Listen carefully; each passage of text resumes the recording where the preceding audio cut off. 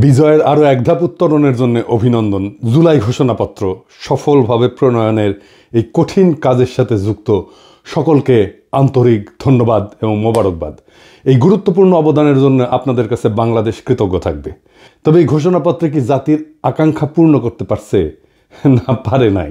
এই ঘোষণাপত্র আরও সর্বাঙ্গ সুন্দর হইতে পারত যদি কিছু সীমাবদ্ধতা দূর করতে পারত। এটা হয় নাই সম্ভবত দুইটা কারণে।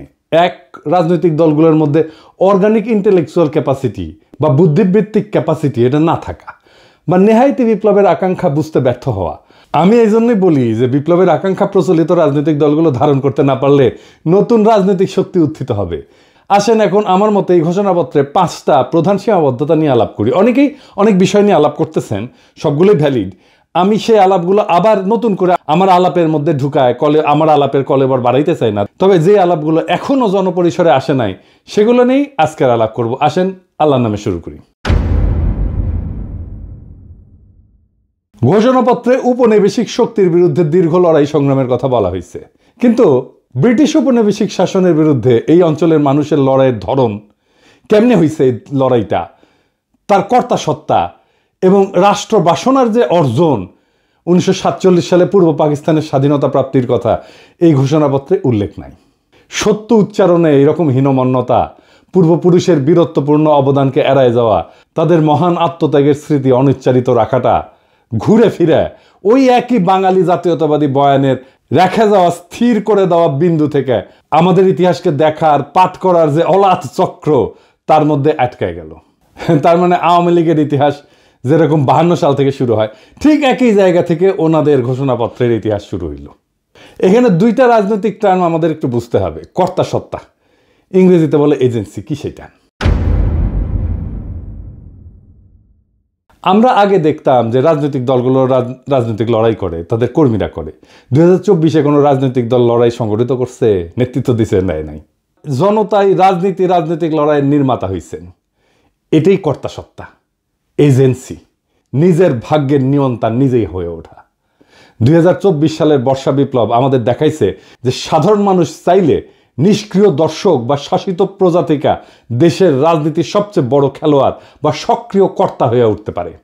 যখন জনগণ নিজের শক্তি সম্পর্কে সচেতন হয় এবং সেই শক্তি প্রয়োগ করার জন্য ঐক্যবদ্ধ হয়ে মাঠে নামে, তখনই জন্ম নেয় সত্যিকারের রাজনৈতিক কর্তা সত্তা, যেটা হয়েছে 2024 সালে। তো এই রাজনৈতিক কর্তা সত্তা জনগণের থাকায় লাভ কি, না থাকলে ক্ষতি কি? জনগণের রাজনৈতিক কর্তা সত্তা বা এজেন্সি একটা দেশের জন্য খুবই গুরুত্বপূর্ণ। সহজ ভাষায় এইটা হলো জনগণের সেই ক্ষমতা যার মাধ্যমে তারা নিজেদের ভাগ্য নির্ধারণে সক্রিয় ভূমিকা পালন করে। এর থাকা বা না থাকার উপরে দেশের ভবিষ্যৎ এবং নাগরিকদের জীবনযাত্রার মান নির্ভর করে। যখন একটা দেশের মানুষের রাজনৈতিক এজেন্সি বা কর্তা সত্তা থাকে, তার অনেক ভালো ফল আছে। যেমন সরকারের জবাবদিহিতার স্বচ্ছতা নিশ্চিত হয়। জনগণ যখন সক্রিয় থাকে তখন সরকার যা খুশি তাই করতে পারে না। শাসকেরা জনগণের কাছে তাদের কাজের জন্য জবাবদিহি করতে বাধ্য থাকে। জনগণ প্রশ্ন করতে পারে, সমালোচনা করতে পারে এবং নির্বাচনের মাধ্যমে সরকারকে ক্ষমতা থেকে সরাইতেও পারে। এই এজেন্সি আমরা হারাই ফেলছিলাম।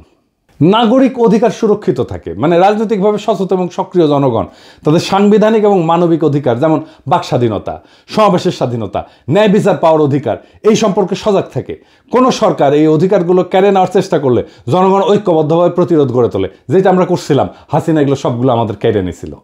এর ফলে রাষ্ট্রের সুশাসন এবং স্থিতিশীলতা প্রতিষ্ঠা পায়। যেমন জনগণ যখন নীতি নির্ধারণের প্রক্রিয়ায় অংশগ্রহণ করে তখন সরকারের গৃহীত সিদ্ধান্তগুলো আরও বাস্তবসম্মত হয়, গণমুখী হয়। এর ফলে সামাজিক উত্তেজনা কমে এবং দীর্ঘমেয়াদী রাজনৈতিক স্থিতিশীলতা তৈরি হয়। জনগণ অনুভব করে যে রাষ্ট্র তাদের কথা শোনে। 4 নাম্বার, সামাজিক ন্যায় বিচার এবং সমতা বৃদ্ধি পায়।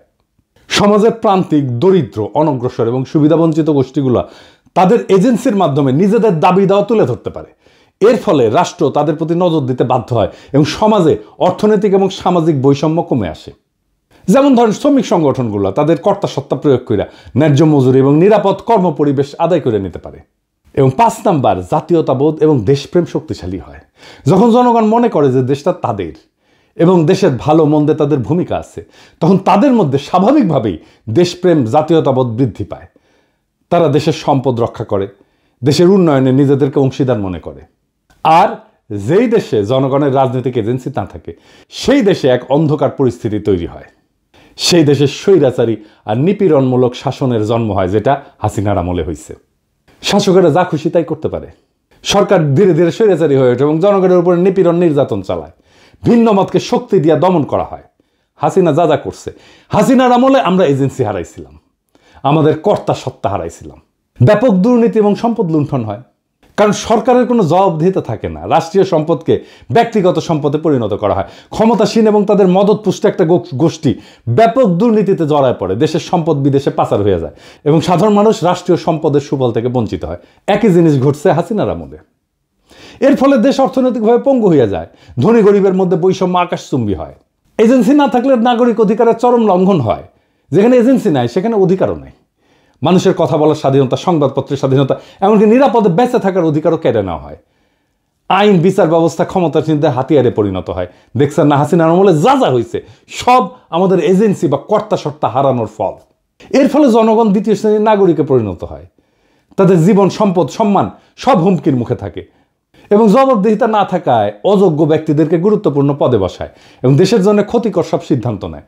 যেহেতু জনগণ কথা বলতে পারে না, তাই সেই ভুল বা সিদ্ধান্তগুলোই চলতে থাকে এবং রাষ্ট্র হিসেবে দেশটা ব্যর্থ হইতে শুরু করে।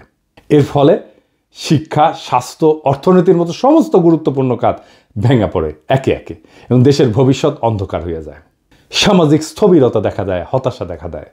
জনগণ যখন দেখে যে দেশে ভালো মন্দ তাদের কিছুই করার নাই, কিছু যায় আসে না, তখন তাদের মধ্যে তীব্র হতাশাবোধ এবং বিচ্ছিন্নতাবোধ জন্মায়।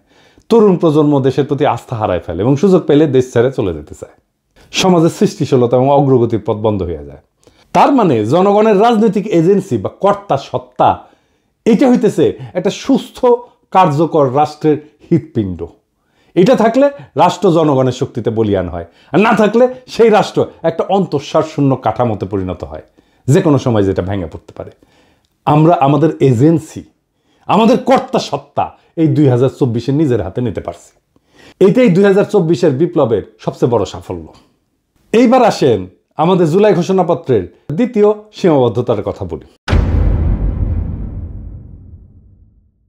বাংলাদেশের সাম্প্রতিক ইতিহাসের গুরুত্বপূর্ণ সবগুলো ঘটনার কথা উল্লেখ আছে এখানে, খুব ভালো।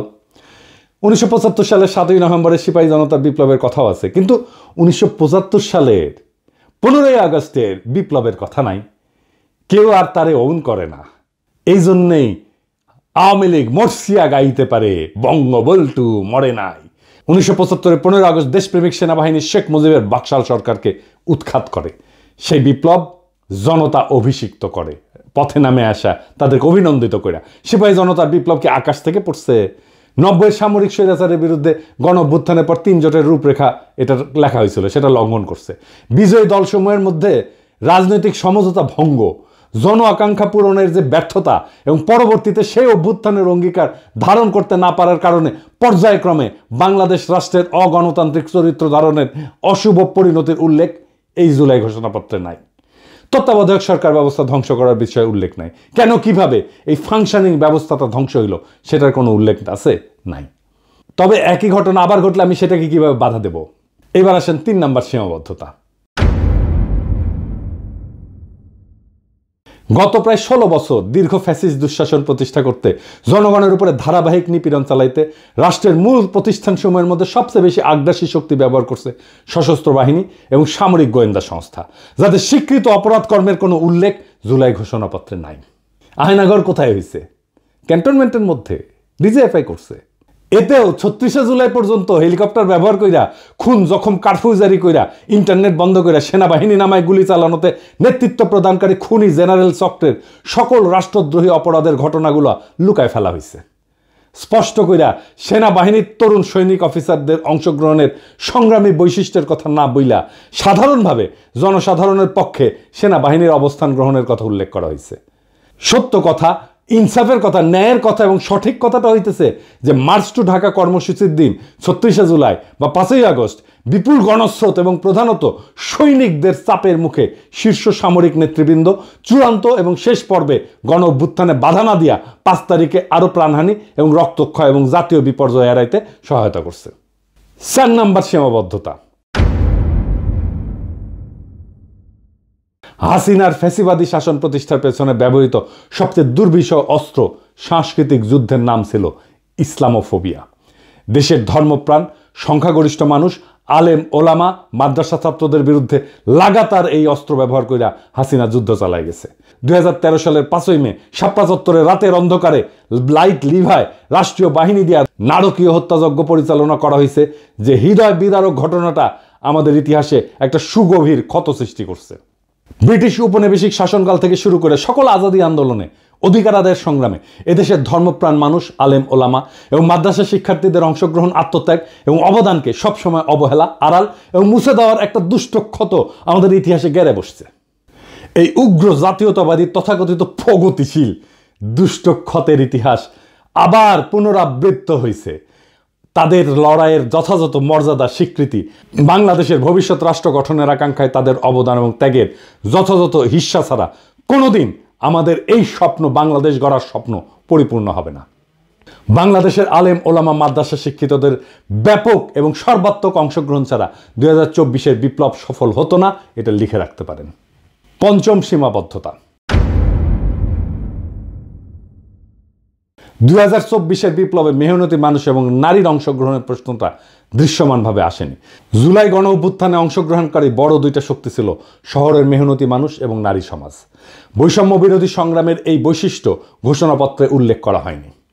অর্থনৈতিকভাবে অনগ্রসর জনগোষ্ঠী এবং নারী সমাজ যে রাষ্ট্রীয়, অর্থনৈতিক এবং সামাজিক স্তরে সৃষ্ট বৈষম্যের অবসান চায়, জুলাই গণ অভ্যুত্থানে সেই আকাঙ্ক্ষা খুব স্পষ্টভাবে ফুটে উঠছিল। এই জনগোষ্ঠীর সমানাধিকারের আকাঙ্ক্ষা আন্দোলনের অগ্রভাগে ছিল, নেতৃত্ব দিছিল এবং তাদের বেশিরভাগই হতাহত হয়েছে। অধিকার সচেতনতা, বঞ্চনার বিরোধিতা এবং ইনসাফের ধারণা এই জনগোষ্ঠীকে সংগঠিত করার একটা গুরুত্বপূর্ণ ভূমিকা রাখছে। নতুন বাংলাদেশের অর্থনৈতিক নীতি কি বৈষম্য মোচন বা দারিদ্র্য বিলোপের দিকে পরিচালিত হবে? তার উপরেই নির্ভর করতেছে নতুন রাষ্ট্র ব্যবস্থার চরিত্র এবং স্থিতিশীলতা। কর্মসংস্থান, শিক্ষা এবং সামাজিক কর্মকাণ্ডে নারীর নিরাপত্তার পরিবেশ তৈরি করে জুলাই গণ অভ্যুত্থানে অংশগ্রহণকারী নারী সমাজকে ত্যাগ এবং অবদানের যথাযথ স্বীকৃতি দিতে হবে। এই ঘোষণাপত্র পড়া মনেই হয় না যে এই বর্ষা বিপ্লব ছিল একটা শহুরে দরিদ্রদের লড়াই। আমাদের এলিটরা সবসময় আমাদের মুরগি দেখায় আর ডাল খাওয়ায়। সুকুমার রায়ের একটা ছড়া আছে, নাকের বদলে নরুন পাইলাম, তাইরে নাইরে না, আমাদের হাতে নরুন ধরায় দিছে। রাজনৈতিক দলগুলোকে বলবেন, জিজ্ঞেস করবেন পয়েন্ট ধরে ধরে যে কেন আপনারা এই বিষয়গুলোকে যুক্ত করেন নাই, না হলে তারা নিজেদেরকে দেশের মালিক ভাবা বন্ধ করবে না। রাজনৈতিক দলগুলোকে মনে রাখতে হবে দেশের মালিক জনগণ, জনগণই সার্বভৌম ক্ষমতার উৎস। আপনারা আশা জাগান কিন্তু ডেলিভার করতে পারেন না, খুবই হতাশাজনক। জুলাই ঘোষণাপত্র একটা গুরুত্বপূর্ণ মাইল ফলক, এতে কোনো সন্দেহ নাই, কিন্তু এটা কোনোভাবেই শেষ গন্তব্য না, শেষ কথা না।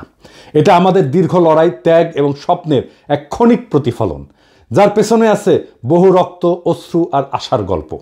এই ঘোষণার জন্ম হয়েছে এক গর্জে ওঠার সময়ের ভেতর থেকে, যখন মানুষ আর তাকাইছিল না কোনো নেতা বা দলের দিকে, বরং নিজেরা হাতে তুলে নিছিল রাজনৈতিক কর্তাসত্তার ভার।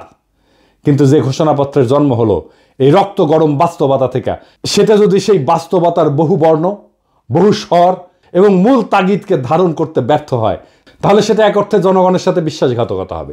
যারা ময়দানে প্রাণ দিল, যারা নিঃস্ব হয়েও আশায় বুক বাঁধল, যারা চোখের সামনে ভাই বোন হারালো, তাদের ইতিহাস, তাদের দাবি, তাদের আত্মত্যাগের ভাষা বাদ পড়ে গেল। ঘোষণাপত্র না, সেটা হয়ে ওঠে আবার এক শ্রেণীর ক্ষমতা কাঠামোর পুনরুৎপাদনের হাতিয়ার। এই ব্যর্থতা নিয়ে নিরুৎসাহিত হওয়া যাবে না, বরং এই ব্যর্থতা থেকে নতুন শক্তির জন্ম দিতে হবে। যদি প্রচলিত রাজনৈতিক দলগুলো এজেন্সিহীন, ভবিষ্যৎ বিমুখ হইয়া পড়ে, তবে নতুন নেতৃত্ব, নতুন কাঠামো, নতুন চেতনার আবির্ভাব হবে। কেননা ইতিহাস দাঁড়ায় থাকে না, সে আগায় যায়, পেছনে ফেলে দেয় তাকেই যাকে সে ব্যর্থ মনে করে। তাই আসেন আমরা এই ঘোষণাপত্রকে একটা খসড়া হিসেবে বিবেচনা করি। এটা জনগণের অসীম শক্তির সামনে একটা খোলা চিঠি, যা আবার লেখা হবে, আবার সম্পাদিত হবে, আবার জনগণই তার রূপ নির্ধারণ করবে। এটাই হলো গণতন্ত্রের প্রকৃত চেহারা, যেখানে প্রত্যেকটা মানুষ শুধু ভোটার না, ইতিহাসের লেখক, যেখানে জনগণ শুধুই অনুসারী না, বরং রাষ্ট্র নির্মাণের কর্ণধার। আমরা যারা আজ প্রশ্ন করতেছি, সমালোচনা করতেছি, তারা কেউ এই প্রক্রিয়ার বাইরে না, বরং এই চর্চাই আগামী দিনের সুসংগঠিত, সুবিচার ভিত্তিক, ন্যায় ভিত্তিক, ইনসাফ ভিত্তিক বাংলাদেশের ভিত্তি করবে। বর্ষা বিপ্লব একদিনের ব্যাপার না, এই শুরু, শেষ না। এইটা একটা যাত্রা, এটা একটা জার্নি। এইখানে গন্তব্যের দিকে যাত্রা আছে, কিন্তু গন্তব্যে পৌঁছানো নাই।